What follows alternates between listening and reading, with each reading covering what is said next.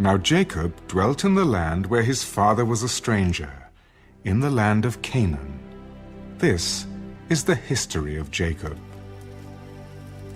Joseph, being 17 years old, was feeding the flock with his brothers, and the lad was with the sons of Bilhah and the sons of Zilpah, his father's wives.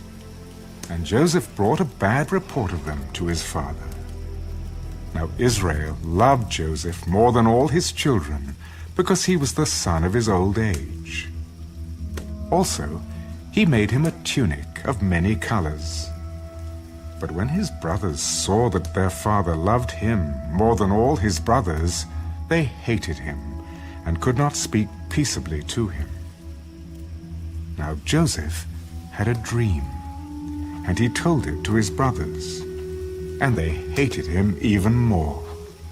So he said to them, "Please, hear this dream which I have dreamed. There we were, binding sheaves in the field. Then, behold, my sheaf arose and also stood upright, and indeed your sheaves stood all around, and bowed down to my sheaf." And his brothers said to him, "Shall you indeed reign over us? Or shall you indeed have dominion over us?" So they hated him even more for his dreams and for his words. Then he dreamed still another dream, and told it to his brothers. "Look, I have dreamed another dream, and this time the sun, the moon, and the 11 stars bowed down to me." So he told it to his father and his brothers, and his father rebuked him. "What is this dream that you have dreamed? Shall your mother and I and your brothers indeed come to bow down to the earth before you?" And his brothers envied him, but his father kept the matter in mind. Then his brothers went to feed their father's flock in Shechem. And Israel said to Joseph, "Are not your brothers feeding the flock in Shechem? Come, I will send you to them." So he said to him, "Here I am." "Please go and see if it is well with your brothers and well with the flocks, and bring back word to me." So he sent him out of the valley of Hebron, and he went to Shechem. Now a certain man found him, and there he was, wandering in the field. "What are you seeking?" "I am seeking my brothers. Please, tell me where they are feeding their flocks." "They have departed from here, for I heard them say, 'Let us go to Dothan.'" So Joseph went after his brothers, and found them in Dothan.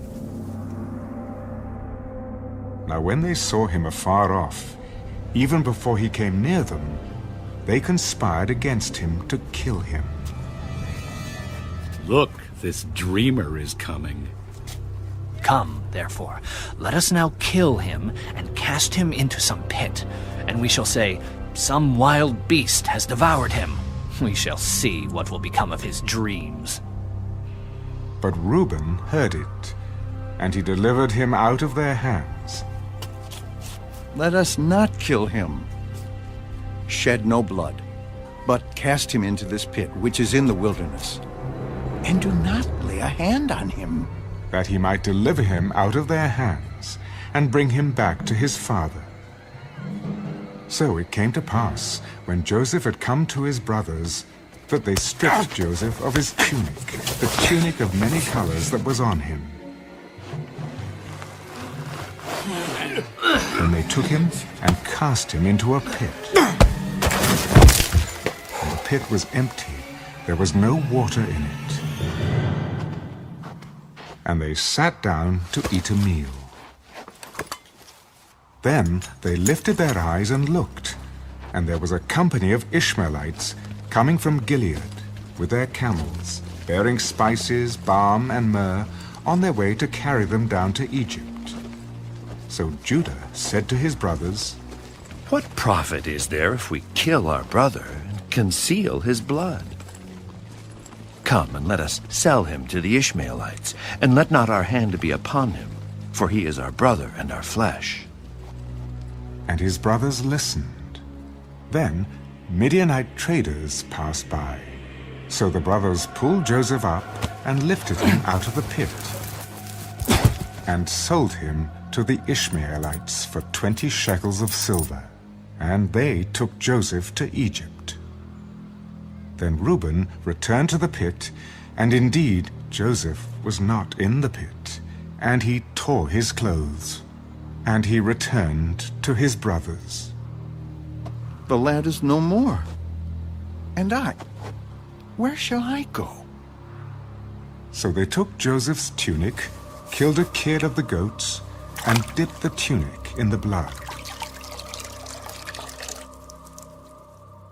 Then they sent the tunic of many colors, and they brought it to their father. We have found this. Do you know whether it is your son's tunic or not? And he recognized it. It is my son's tunic.